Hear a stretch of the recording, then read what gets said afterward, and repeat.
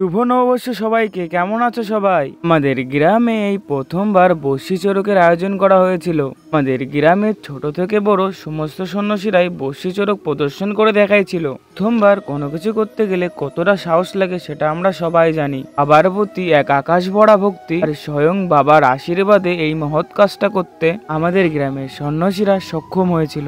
বাবার আশীর্বাদ যদি নাই থাকতো এই চারটে বর্ষির পরে ঝুলে থাকা কোনো মানুষের পক্ষেই সম্ভব নয়। আপনারা সকলে আশীর্বাদ করবেন যে আমাদের গ্রামের সন্ন্যাসীরা যে মহৎ কাজটা শুরু করতে পেরেছে, তারা যেন এই মহৎ কাজটা প্রতি বছরই আপনাদের সামনে প্রদর্শন করে দেখাতে পারে। আপনারা সকলে আমাদের গ্রামের বর্ষি চড়কটি প্রদর্শন করুন। আর আমাদের গ্রামের সন্ন্যাসীদের মাধ্যমে যে বর্ষি চড়কটি আয়োজন করা হয়েছিল তা আপনাদের কাছে কেমন লাগলে কমেন্টে জানিয়ে যাবেন।